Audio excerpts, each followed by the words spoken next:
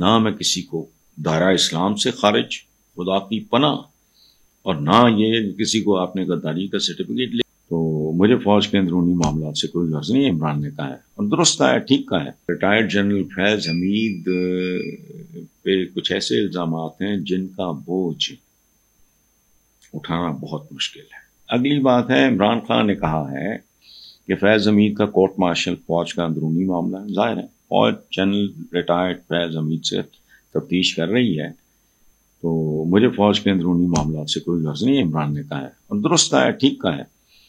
اور یہ بھی بہت صحیح بات کی ہے کہ عمران نے اپنے پارٹی کے لیڈرز کو، ورکرز کو بھی اس معاملے میں منہ مارنے سے، بات کرنے سے، کامنٹ کرنے سے روک دیا ہے. اس کی وجہ ہے کہ ریٹائرڈ جنرل فیض حمید پہ کچھ ایسے الزامات ہیں جن کا بوجھ اٹھانا بہت مشکل ہے. تو اور افسوسناک بھی ہے. آج ISPR کی طرف سے ایک اور خبر آئی ہے کہ فیض حمید صاحب پہ کورٹ مارشل کے سلسلے میں 3 مزید ریٹائرڈ فوجی افسران کو بھی فوجی تحویل میں لیا گیا ہے. وہ کیا کہتے ہیں، ایک اردو کا ایک مصرع ہے، اس گھر کو آگ لگ گئی گھر کے چراغ سے. تو آگ لگے نہ لگے لیکن اس کی کوشش بھی جو ہے وہ بہت بہت تکلیف دہ ہے. دیکھیں پاکستان ایک ایسا ملک ہے، ہم بڑا کچھ معاملات میں حیرت انگیز ہیں. مطلب ہمارے ساتھ ایک ایسا ملک ہے جس کے ساتھ ہم اکٹھے صدیوں رہے، لیکن اس سے آج تک پاکستان ہضم نہیں ہو سکا. تو ہمارا بڑا اسپیشل کیس ہے. اس کو ذہن میں رکھتے ہوئے افواج اور عوام کے درمیان جو بھی آدمی کسی خلیج کا باعث بنتا ہے، کسی دوری کا، کسی فاصلے کا، مظاہر ہے، پھر اس کو آپ کیا کہیں گے. چند لفظ ہیں جو میں زندگی میں استعمال نہیں کر سکتا کسی پاکستانی کے بارے میں، کسی ایسے آدمی کے بارے میں جو خود کو مسلمان کہتا ہو، کلمہ گو. نہ میں کسی کو دائرہ اسلام سے خارج، خدا کی پناہ، اور نہ یہ کسی کو آپ نے غداری کا سرٹیفکیٹ. لیکن بعض اوقات ہوتا یہ ہے کہ ایمبیشس آدمی یا بہت زیادہ جس کو obsession ہو کہ میں نے یہ کرنا ہے اور وہ لینا ہے یا یہ بننا ہے، وہ پھر سالم وحشت میں وہ پھر حدود اور قیود بھول جاتا ہے. بہرحال یہ جو بھی ہوا ہے یہ خوشگوار نہیں ہے. میں نہیں جانتا ہوں انصاف کو، میں کبھی ملا نہیں، لیکن تکلیف دہ بات ہے کیونکہ فوج کے ساتھ ایک بہرحال ایک رومانس ہوتا ہے. بچپن میں پتہ نہیں کیا کوئی تحریک چلی تھی، ٹیڈی پیسہ ٹینک، پتہ نہیں 65 کی جائیں گے. تو میرے جو ہمارے ڈرائیور تھے چاچا برکت، انہوں نے میرے والد کو کہا جی کہ یہ تو پاکٹ منی ڈبوں میں ڈال جاتا ہے. یہ میں اسکول گوئنگ کیڈ. تو پھر میرے والد نے مجھے کہا کہ اچھا تم ٹینک خریدتے رہو، میں تمہارا پاکٹ منی بڑھا رہا ہوں. تو ایک رومانس ہوتا ہے. ہمارا یہ جن عمروں کے بچے، نوجوان لڑکے شہید ہوتے ہیں، تو باقی تو ساری باتیں شاتیں ہیں نا. اصل جو کھیل ہے ہتھیلی پہ جان رکھ کے کھیلنے والا کھیل تو مزہ. اور یہ بھی بہت صحیح بات کی ہے کہ عمران نے اپنے پارٹی کے لیڈرز کو، ورکرز کو بھی اس معاملے میں منہ مارنے سے، بات کرنے سے، کامنٹ کرنے سے روک دیا ہے. اس کی وجہ ہے کہ ریٹائرڈ جنرل فیض حمید پہ کچھ ایسے الزامات ہیں جن کا بوجھ اٹھانا بہت مشکل ہے. تو اور افسوسناک بھی ہے.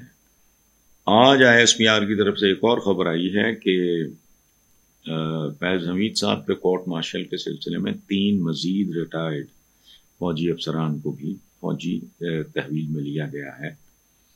وہ کیا کہتے ہیں، ایک اردو کا ایک مصرع ہے، اس گھر کو آگ لگ گئی گھر کے چراغ سے. تو آگ لگے نہ لگے لیکن اس کی کوشش بھی جو ہے وہ بہت بہت تکلیف دہ ہے. دیکھیں پاکستان ایک ایسا ملک ہے، ہم بڑا کچھ معاملات میں حیرت انگیز ہیں. مطلب ہمارے ساتھ ایک ایسا ملک ہے جس کے ساتھ ہم اکٹھے صدیوں رہے، لیکن اس سے آج تک پاکستان ہضم نہیں ہو سکا.